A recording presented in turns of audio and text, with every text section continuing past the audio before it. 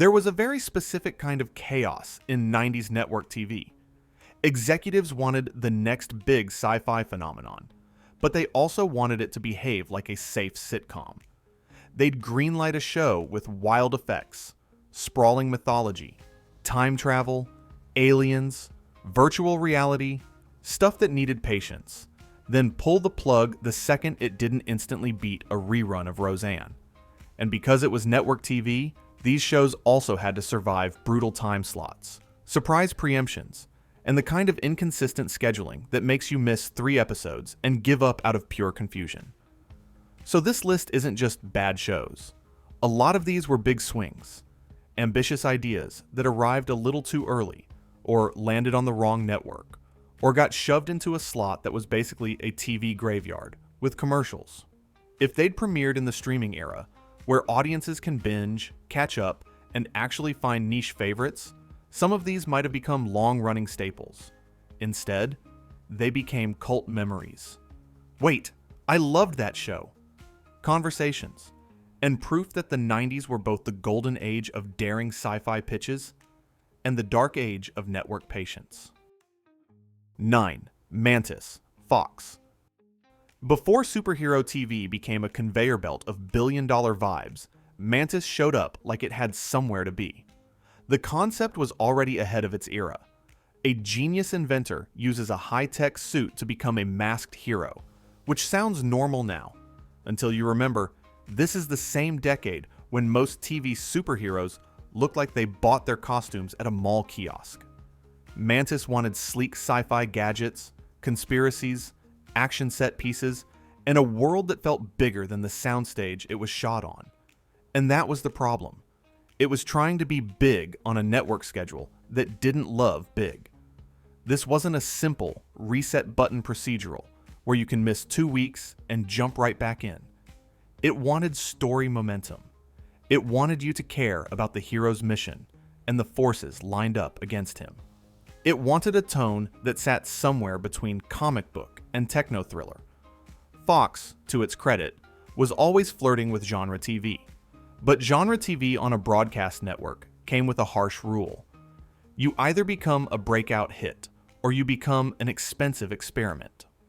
Mantis ended up filed under experiment. The irony is, a decade later, it would have been treated like a bold early entry in the superhero boom. In the mid-90s, though, it felt like a show from the future that got delivered to the wrong address. 8. Mercy Point, UPN. If you pitched ER in space, you'd think you were printing money. A medical drama gives you built-in weekly stories. New patients, high stakes, moral dilemmas, while the sci-fi setting adds endless novelty.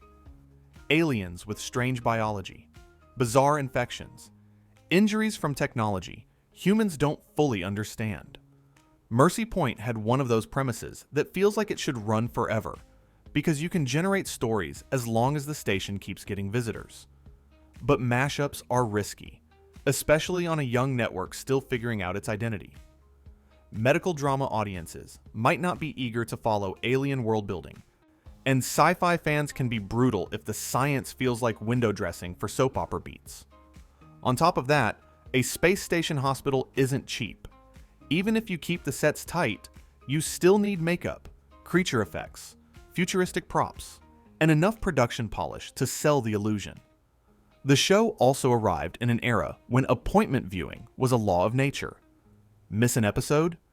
You might miss a major character turn, or the rules of the world, or why the station's politics suddenly matter. Today, you'd watch it in 2 nights and go, why didn't this last? Back then, if it didn't grab a large audience immediately, networks treated it like a problem to remove, not a fan base to grow.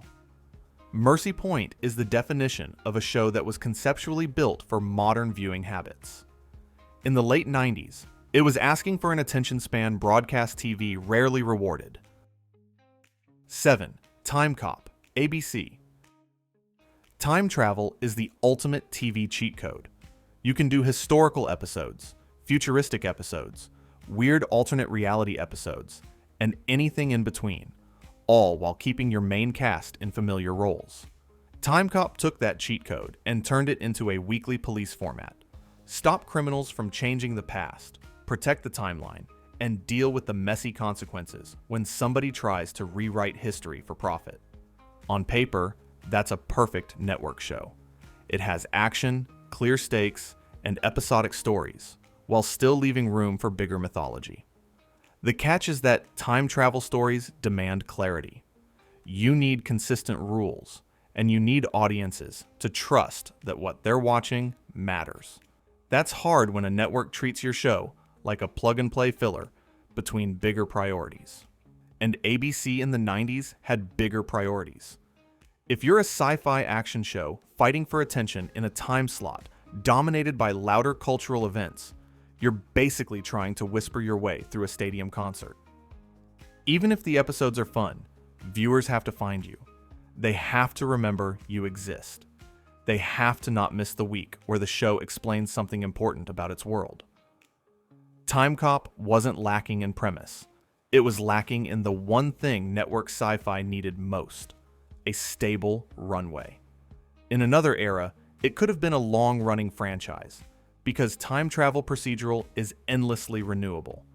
But on network TV, it became another reminder that great engine doesn't matter if the schedule keeps yanking the steering wheel. 6. The Visitor, Fox.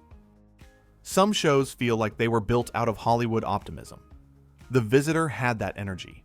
A sci-fi drama about a man abducted for decades who returns with advanced abilities, a mission to uplift humanity, and enemies who absolutely do not want him rewriting the future.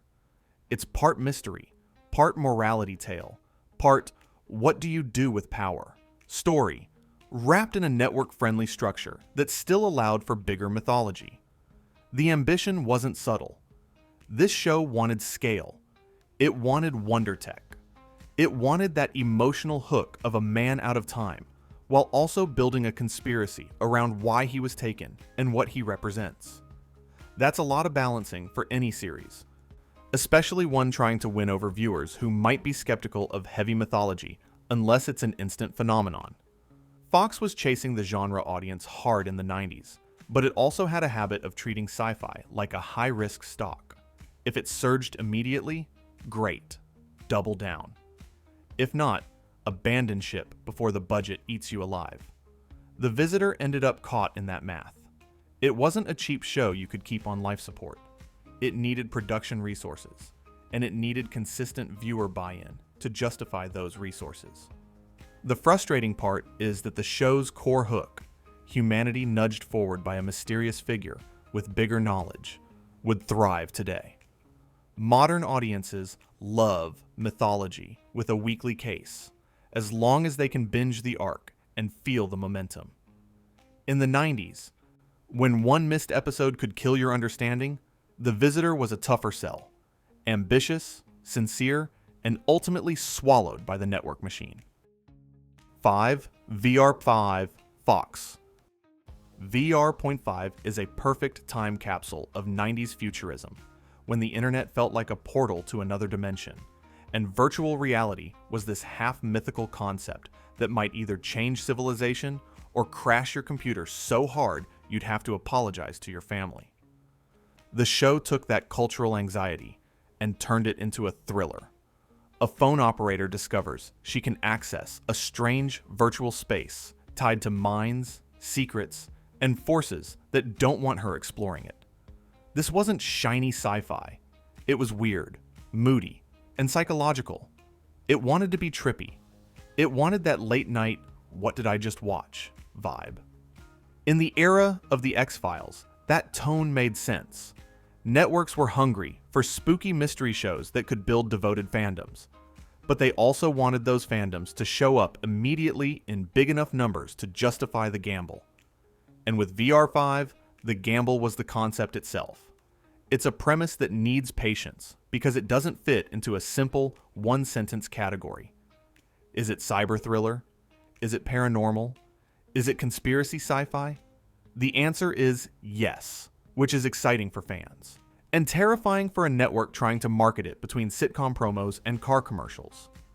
The result is that VR.5 feels like a show that was trying to invent its own lane while being judged by the standards of safer TV.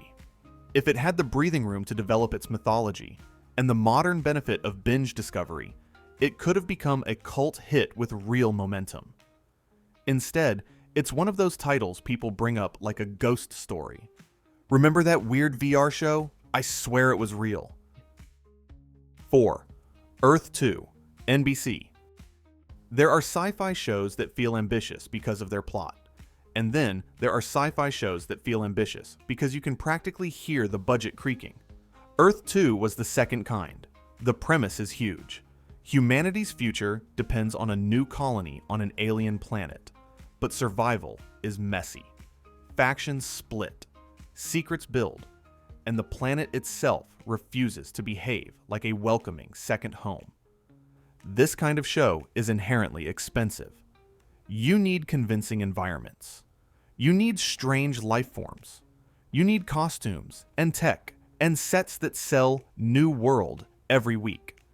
And you need story continuity, because people trying to build civilization from scratch is not an episodic sitcom problem. It's a serialized pressure cooker. What makes Earth 2 such a heartbreak is that it was aiming for exactly what audiences later learned to love.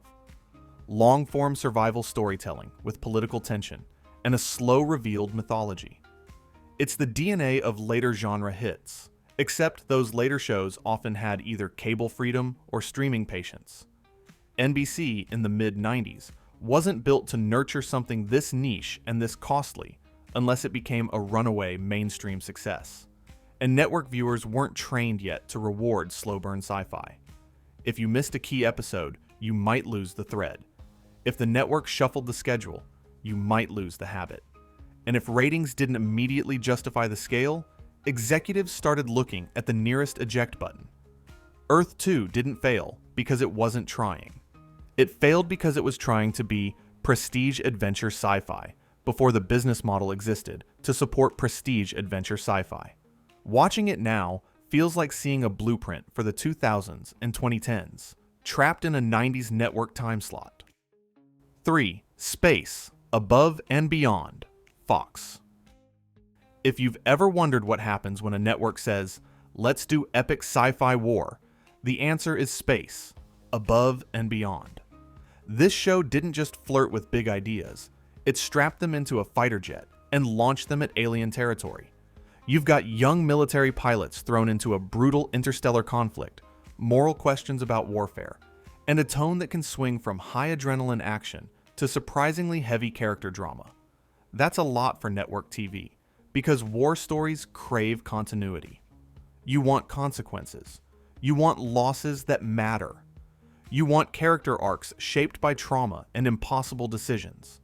That's not the kind of thing a network can casually shuffle around like a disposable procedural. If you treat it like any other show, you strip away the very reason it exists. And space was expensive. Space battles aren't cheap. Ships, effects, action choreography, futuristic design, it all adds up. Networks can tolerate expensive if the show is a hit. But if it's merely beloved by the right people, it becomes a target. Sci-fi fans can be loyal, but loyalty doesn't always translate into the giant ratings numbers broadcast networks demanded in the 90s. What really stings is how modern the show's appeal feels. Today, audiences are comfortable with serialized war storytelling, morally gray protagonists, and long arcs that reward attention. Back then, you were asking people to commit weekly, remember details, and keep up even if the network made it difficult. So Space, Above and Beyond became that classic cult story. One season, a strong concept, and years of what could it have been? It didn't bomb because it lacked passion. It bombed because it needed a platform designed for long-form sci-fi, and network TV wasn't that platform. 2. Dark Skies, NBC. Dark Skies is the kind of show that makes you realize how ahead of the curve some 90s writers were. Instead of doing sci-fi in a separate universe, it stitched its story into real American history. Conspiracies, paranoia, shadow organizations, and the creeping feeling that the truth is hiding behind every official headline. It's basically, what if the entire decade of conspiracy vibes had an alien engine underneath it? The ambition here is the structure. This wasn't just Monster of the Week. It wanted an ongoing mythology that unfolded across major historical moments. It wanted you to watch the timeline like a puzzle. It also wanted a mood, unease, secrecy, dread that lives or dies by consistency. If you miss a chapter, you don't just miss an adventure.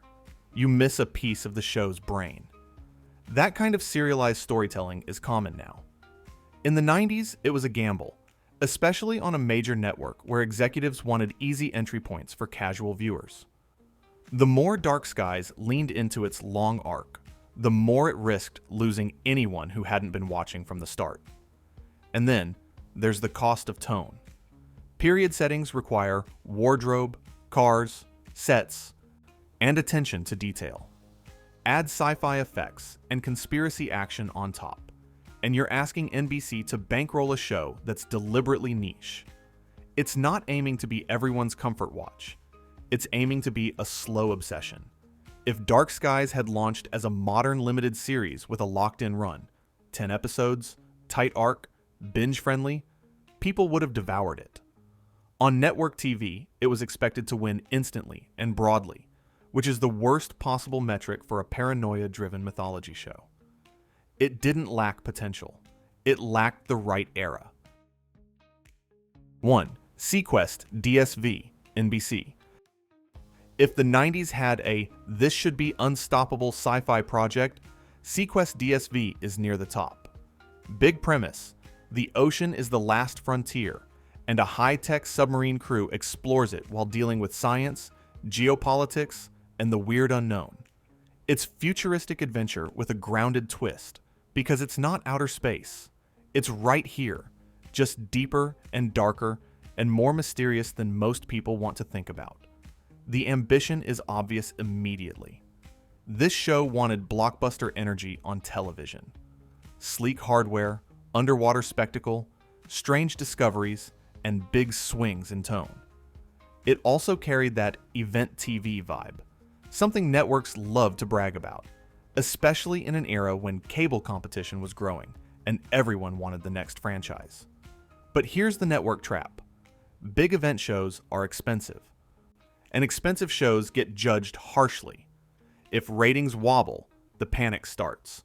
And when panic starts, networks often fix shows by tinkering, adjusting tone, changing direction, rebooting the vibe midstream. That can work sometimes. Other times, it makes audiences feel like they're watching a different show every season, which is the fastest way to break loyalty.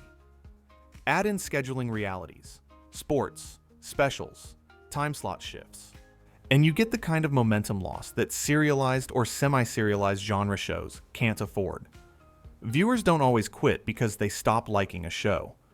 Sometimes they quit because the show becomes hard to keep up with, and network TV in the 90s could make anything hard to keep up with. seaQuest is the perfect example of a network sci-fi dream colliding with network sci-fi reality. The concept was big enough to become a long-running adventure franchise. Instead, it became a fascinating, messy, ambitious relic, one that still feels like it belonged in a world where TV had time to let big ideas breathe. Conclusion.